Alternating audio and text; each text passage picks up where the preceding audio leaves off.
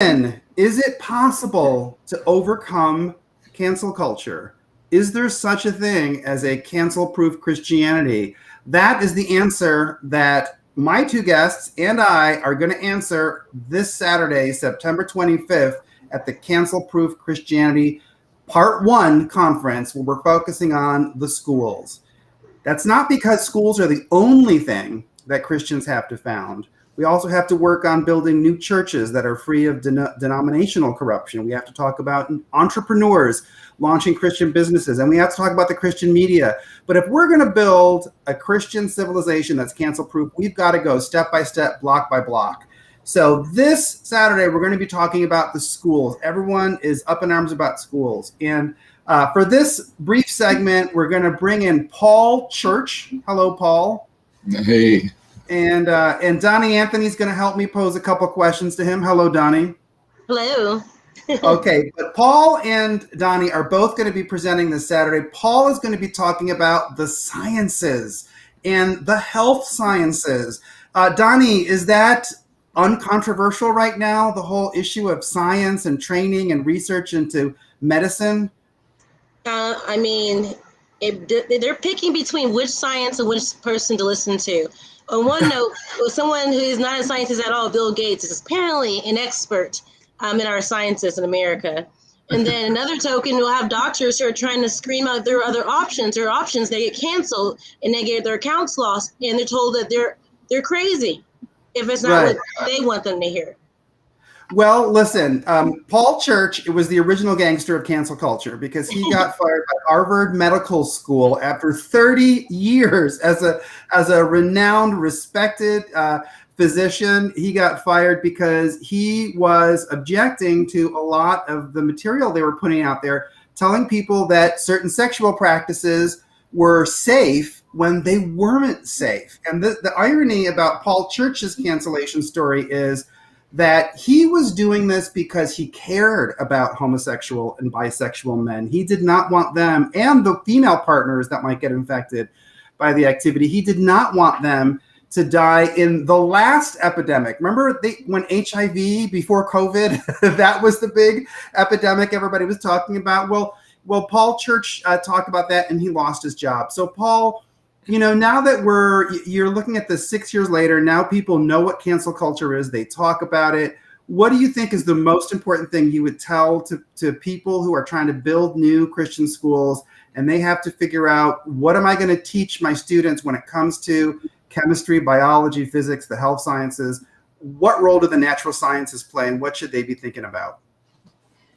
Well, I think from a spiritual standpoint, they should be biblically based and assume that if they are familiar with the biblical creation story, for instance, that they're on very solid ground to make presentations that involve our faith. I think from a strictly scientific basis, they need to incorporate the various theories and opinions into a more kind of global look at what science is all about, and not be voices for a particular narrative that they happen to agree with.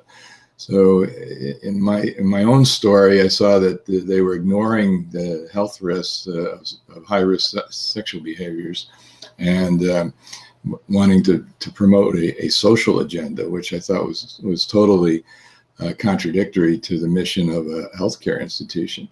But I can see that applying to any of a number of other things that are going on today with COVID and with transgenderism. So I would say we need to get back to basics and not get into a narrative that is not supported by science. Let me ask you something, Dr. Church. If I'm someone who's launching a Christian school and I have a launch date and I have students to enroll and I have to come up with the curriculum, what are the hazards to us if we get down to the wire and there are no good textbooks written by Christians and we say, okay, I'm going to take the McGraw-Hill or the Pearson or the Random House textbook on biology? What are the risks to us if we just plug back into mainstream curriculum? Are there any risks? Yeah, I think there are huge risks. So my advice would be to totally rewrite it, and they get a panel of good people with good intentions who can rewrite their own text. Because I mean, like with history these days, there's revisionists that are, I think, controlling the scientific community to a large extent. So we need to really almost put it together ourselves. Yeah. Well, and Donnie, I don't know if you have another question for him. I mean, my biggest question that I would ask, maybe the same thing's on your mind, how would COVID have played out differently if we had had a decent education system that, really gave full voice? Is that kind of something, Donnie, that you're curious about too? Oh yeah, I'm curious about it. Can I tag on something he just said that made sense about the books and textbooks? I fortunately went to a school where I was taught accurate history and civics, but I've noticed something that it's easy to fool the masses about who fought for civil rights and slavery, because in the textbooks, they're in a sense are technically not lying when they use the South instead of who actually would fought on their side. Because now the South has changed; it's different political parties are in charge or in power in the South. But now, when they just say, "Hey, there was a big switch," they're referring to it as the South, as if it's the same South that happened back when we had to have the schools desegregated. It's not the same South then, but they're using that in our history textbooks as if it's the same South as before, instead of saying which political parties were fighting for laws for against or for civil rights. So when he was talking about the textbooks part, right on the money, because that's how they're easily tricking people into thinking that there was a big switch.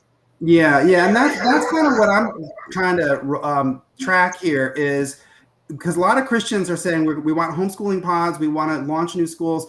But what I want to get across to people is Christians have to be in the game. They have to have skin in the game in terms of writing the curriculum. Because if you get a bunch of Christians together and you get a Christian teacher and they're opening up that textbook, it's not really working. It's not really going to be a Bible-based Christian education. So I'm just going to close with one last question to Dr. Church. How would COVID have played out differently if we had what we're talking about? We had strong Christian voices and just generally alternative voices in the research, asking real questions and actually looking at the evidence, seeing truth as all truth is God's truth, trying to be reasonable and accurate with the way that they look at the evidence. What do you think? Well, it's a bigger question than probably I can answer in a minute or two, but there's good information about early treatment of COVID that's been suppressed. And of course, one of the major problems we had with dealing with COVID was not focusing on the subpopulation that's at highest risk.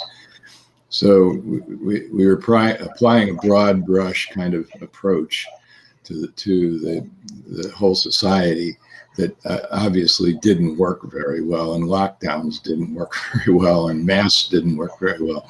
So there should have been, a panel of people from different backgrounds, not just Dr. Fauci, who is not a public health expert and not an infectious disease expert. He's an immunologist, looking at this and making recommendations, but not mandates to the public. So we should have had a much broader spectrum of input and used some of the tools that we know can be and would have been helpful early on. I think that we've lost a lot of time, a lot of ground, a lot of lives by not doing that. Well, you know what? If what he is saying has you all concerned and you're worried about what's going on in schools with the research, with what's being taught to students, you can do something about it. This Saturday, go to cancelproofchristianity.com. Go now to cancelproofchristianity.com and you can sign up for the conference on Saturday. Dr. Church is going to be giving a whole presentation on why the health sciences are important and what you should be thinking about with that field when you're trying to set up Christian schools or homeschooling pods. And you can come in person in the Dallas-Fort Worth area, or you can join live stream. All right. So I hope to see you there. Thank you so much, Dr. Fauci. No, I'm sorry. Thank you so much, Dr. Church.